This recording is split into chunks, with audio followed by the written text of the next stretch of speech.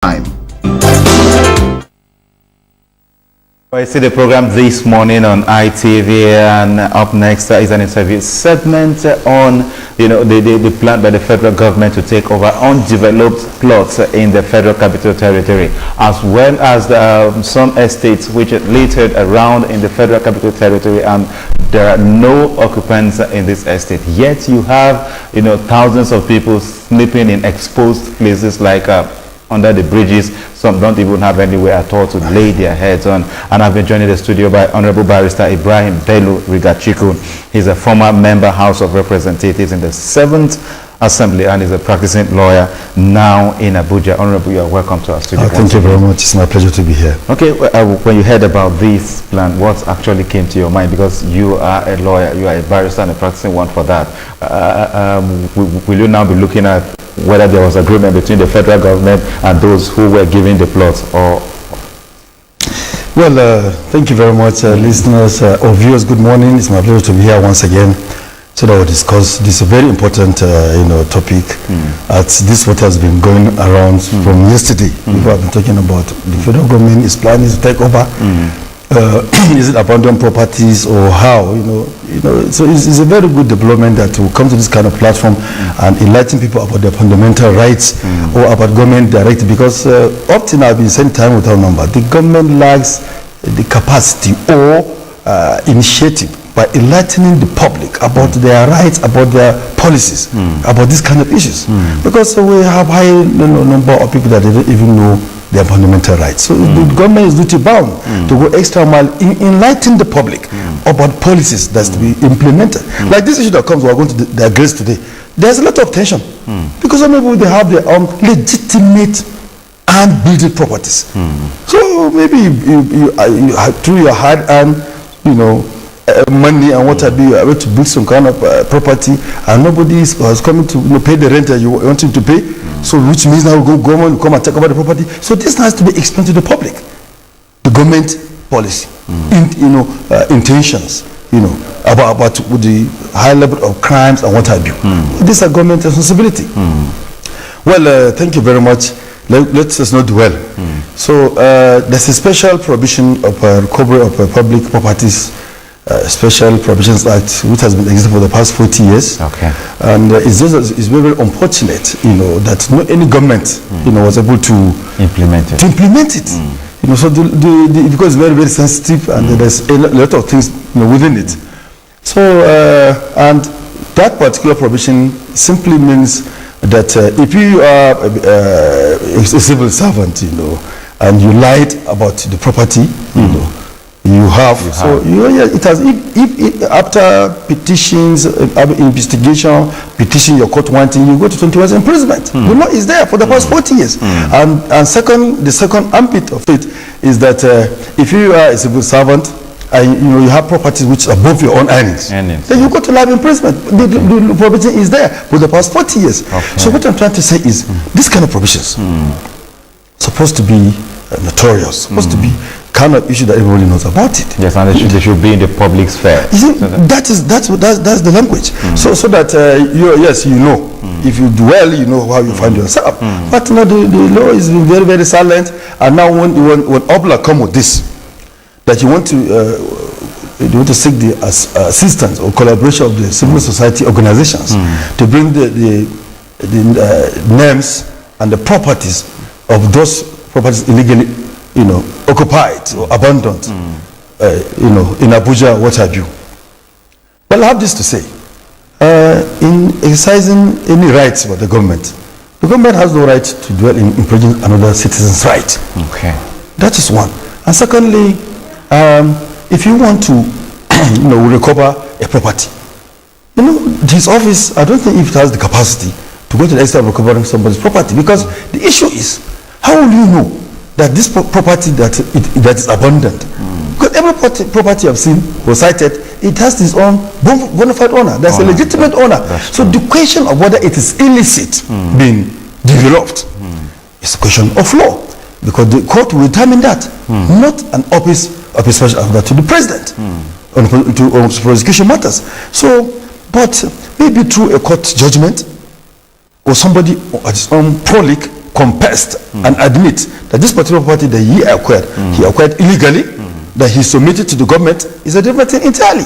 But looking at properties in this country, not even Abuja, anywhere, and that you said that this property is an ill-gotten property, well, the onus is on you Don't to you prove think, that. Don't you think investigation has a big role to play in this issue?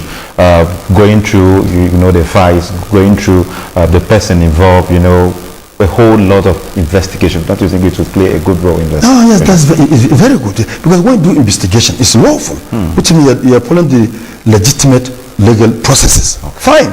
Because any person who is suspected knows that really these people are not doing it on personal vendetta. They're playing the legal machinery. So now you succumb, you support, you give all his own the cooperation that is needed during investigation, so that he should exonerate himself. He should prove beyond reasonable doubt that he is the bona fide or legitimate owner of that particular property. There is not ill-gotten property. But at the same time, no any commission has a right, you understand, to grab or to collect or to do any other thing unless through a judicial process. There must be a court order or a judgment, You understand that? Or taken over by a court processes. Otherwise, any other thing will amount to a lot of serious issues. Because Honorable, you just opened up with a very critical statement, and I want to take you on that statement. You say every civil servant should have, declare their properties what they have, and then continue to update it with time, and then there should be that cap, based on what they earn, and if at all it is discovered at any instance that they have acquired more than what they should have earned for those years, it should be confiscated, and that law you talk about. So shouldn't we begin to think about making institutions more stronger, like the Code of Conduct Bureau have the power to revoke the property owned by any civil servant who has not declared it to the government? Very well. You see, that's why I've said it before. The law has been there for the past 40 years. And not any successive government, not any regime was able to investigate because of the level of corruption, nepotism, interest. So many things that bring us at this stage where we find ourselves today. So, but it's good now that issue comes. So that's why we came to the public, come to this kind of fora, to enlighten the people about the order that there's an existing law. OPLA is not creating a law now. It's not bringing anything The strange. law is already in existence. That's the power to execute. Yes, but the law mostly it has to do with the public servants. The penalty is there. So, but the Conduct Bureau knows this is what I'm talking about very well. But the only thing is that no any agency can do things unilaterally. The law is in existence. So each and every allegation must be proved beyond reasonable doubt before the court of competent jurisdiction. So, but as you know, as OPLA now is trying to get collaboration with the civil society organizations, in creating or in assisting the government, getting the number of properties illegally acquired according to the statement. Well, it's a welcome idea. So we can't just keep mute. Things are deteriorating every day. But one thing is that in exercising fundamental rights or the policy of the government, that does not mean that government will now infringe somebody's fundamental rights. Because if you are the one, this is a legitimate property now because of vendetta or political reason, somebody want to give you an civil social organization without proper before or without pursuing legitimate processes in determining whether it's ill-gotten or not, then you feel embarrassed, you feel humiliated, and this legitimate property, you go to court.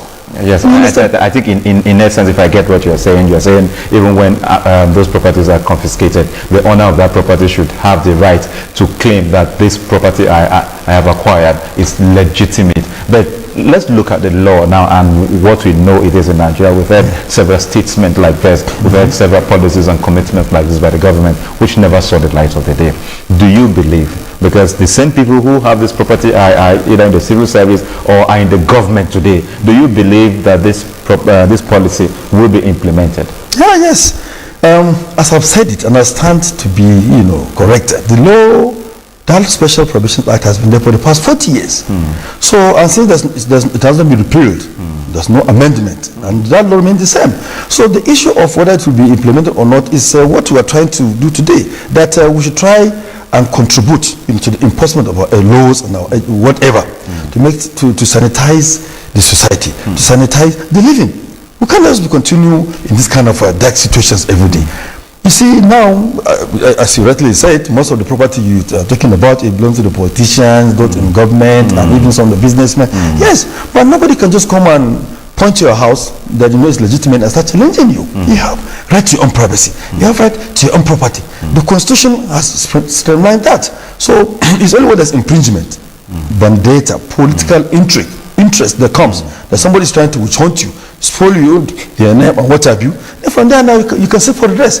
But the only thing is that it's a very good initiative. Opla, you know, in his own capacity, in his own expressions, it's a very good idea. But the thing is, it must be very, very careful. Because collaborating with the civil, you know, society, to assist the government, which is very good, because we need integration in our laws. We need this laws to be enforced. Now, this law has been there for the past 40 years, that every person who happened to declare his asset, they found out, yes, this as he is lying, he's going to 20 years imprisonment.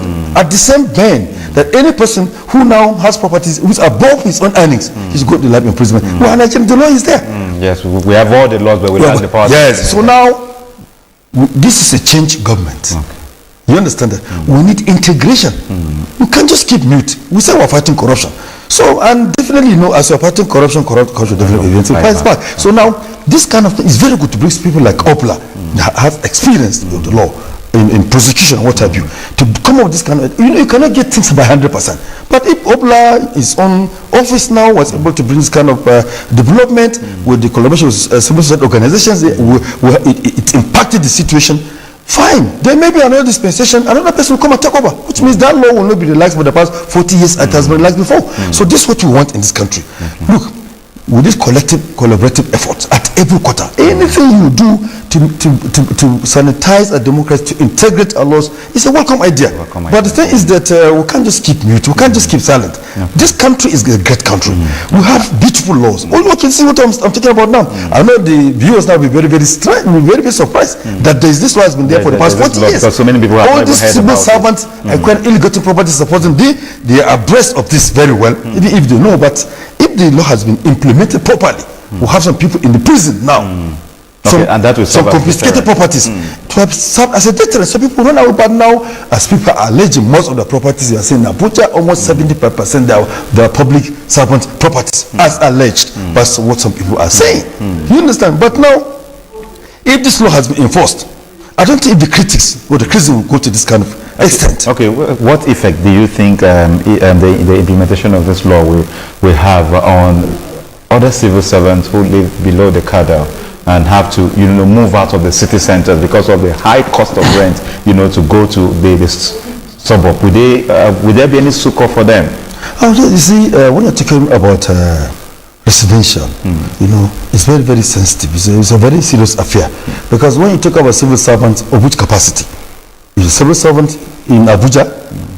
How about his employers? You understand that? And the capacity, or how much they can do to give it to him as accommodation kind of allowance, and from what is obtainable. Now this public outcry comes when you find that a lot of houses in Abuja, they are not being occupied. And the allegation is that the civil servants, you understand that under the guise by proxy, by any other means, they use fictitious names in the documentations, and they're the owners of these properties. That allegation remains for the past how many years? So it's only when there's petition, when there's investigation, when there's fact finding, you'll be able to understand, you'll be able to fish out whether this property belongs to a civil servant or not. But ordinarily, you cannot, whoever you are, as a matter of right, to look at somebody's property and allege there's an ill-gotten property. That can, you know, initiate a lot of suits in the litigations, because if I am, as I'm sitting here, you went upon a product that I know is a legitimate property, because I'm in politics, you challenge it in court. Yes, exactly. I'll show the public that this is my legitimate property, either by inheritance or I purchased it, you know, legitimately, or what I'm, so that people, because I'm a figure in the society, so people will now know my kind of person, that I'm a corrupt. So even let me tell the audience, there are people doing this kind of proxy. They are crooks. They are very, very intelligent. They have people that give them legal advice. They have people that give them what to do by using fictitious names, corporate names, that you even cut the real owner of the property. So Opla and his team, and with this policy coming up now, he has to be very, very careful. Because otherwise, the government will try to implement this particular provision of the special acts at the same time, there's going to be a lot of trouble. There's going to be a lot of crisis. There's going to be a lot of lawsuit. You understand? Because you cannot distinguish. Only there's a kind of intensive investigation that, look, this particular property, we are concerned. There's a belief that this property is an illegal property. Or maybe through a court judgment. You understand that? Then that thing can be recovered. Then they can dispense with, as he said, some of this property will be disposed so that the amount will be used to help our educational fund. Fine. Yes. But it's a long process. I was just going to ask you that in an instance where you discovered that such properties were illegally acquired, being it an estate, being it some number of block of houses, and the government confiscated, and there is no appeal anywhere in the court, what should it be used for? Because we have seen instances where government takes over properties and allocate it back to itself, to some individuals in the public service. What should be done in this instance where it is discovered that this property is illegally acquired and government has taken over? Should it serve as rent for government to have some revenue from this property? Simple. Only a court of competent jurisdiction can declare that. Not any government agency, not any executive has the powers to just see a property, recover that property, or confiscate that property, and now convert it on use. It has to follow judicial processes. In the instance where the court has, made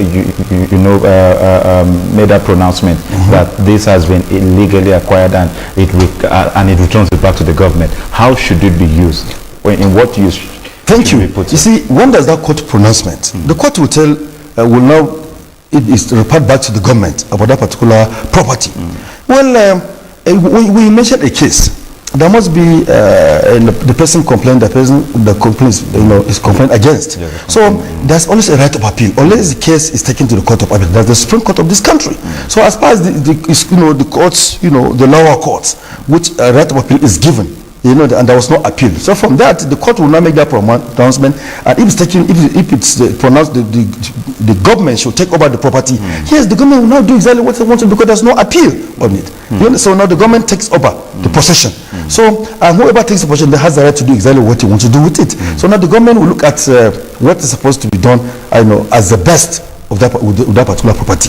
But in an instance whereby the matter is determined and one person, maybe the person appeal against the decision, no court can be able to dispense with that. No government can be able to take that property, do anything with its own, because there's an appeal. Okay. In an instance where somebody, like the Federal Capital Territory, where somebody has, I heard the minister said that like 2 or 3 days ago, in an instance where you acquire a property, lawfully, but yet you lack the capacity to develop this property, and it is taken over by government, is that not an infringement on your right? You see, shouldn't there be a settlement made back to you? You see, there's overriding interest when talking about government, involvement in taking over a particular property. This is going to be used for public usage, in interest. And as you have correctly illustrated, an instance whereby somebody has a property, but maybe he acquired it illegally, or there's a kind of a problem with documentation, or there's a fraud, 419 things that's happening in FCT, everyone knows about that. Yes, then the thing is, FCT is not above the law. Any person who feels aggrieved can go to court and seek for redress and challenge it.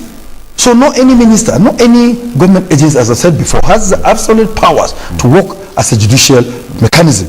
So any Nigerian whose right has been impeached, or he feels that his legitimate has been impeached, he shouldn't take law to his own hands. He look for a legal practitioner, look for a law to go to court and seek for court redress. So it's only court, as enshrined in the Nigerian Constitution, that can be able to now determine your matter. Even that court, if it determines that particular matter, the court is duty bound to give at the time of delivering that judgment, to give you a right of appeal, and it must guide you even why you appeal that matter to. So now every Nigerian is protected by the law.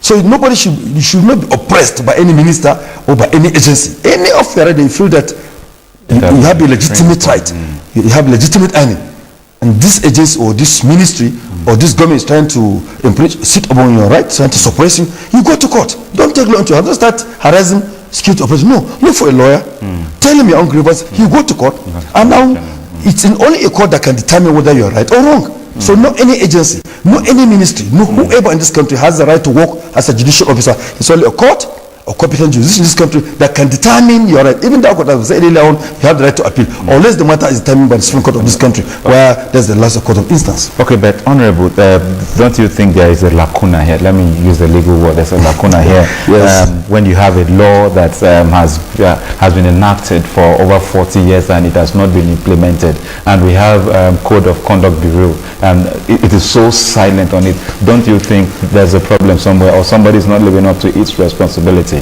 Because we've not heard names of people who have properties that were not declared. You know, we've not seen anybody who has been sent to prison for 21 years. Don't you think an agency is failing in its responsibility to the general public, and it should not be existing if it doesn't have, you know, the power, or that power, you know, to carry out the mandate as given it by the country? Thank you, bro. I'm happy you use that, you borrow our words, lacuna. Well, yes, as you rightly said, something is wrong somewhere. Because our Nigerian law, the whole total Nigerian law is a man-made law. It's not a divine law. It's not a divine injunction. So it's subject to amendment. And I said it. This special property, you know, prohibitions, the Public Property Prohibitions Act, they exist for the past 40 years. It has been there. It has not been amended. It has not been repealed. Why? Because of corruption. I've said it before. The law is silent because the people who are supposed to amend it, you know, they are suspicious. That's why there's that problem. So as you rightly said, now I'm happy some legal minds like Opla, San, you know, who saddled with the responsibility of prosecuting issues, you know, bringing things into order, who has vast experience. Now he saddled with responsibility. So that's why he brought that issue. That's what I've said. At the beginning of this interactive, people are even surprised when I mentioned that this law has been up for the past 40 years. So viewers can go and look for that act. It's there. The reason is, if that law works or is working, it's going to be a problem for so many people. So that's why it's caged. So now we thank God, some people, this government of change, with the collaboration of Obla, San, and the civil society organizations are just coming now to bring this thing that's been caged out. So now, so they can help to fight this corruption. And at the same time, you never get any victim.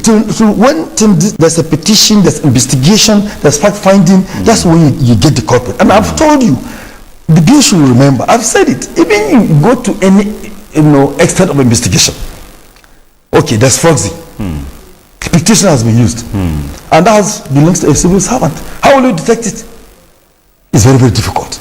Because I've said before, they are close. They have all the legal minds, they know the constraint of the offense, they've been briefed on what to do to dodge the laws, how they be caught, and that's why you only see documents. But the owner is just looking at you, laughing at you. Why his own reference is not reflected in that particular document, and he's the bona fide owner, and you even know he's the one. Okay, talking about the skills of these public officers, do you think in the first place they will allow this law to be effective? Yes, they must. Being that they are corporates. Now the law is there, and it has been silent, and now it's coming out.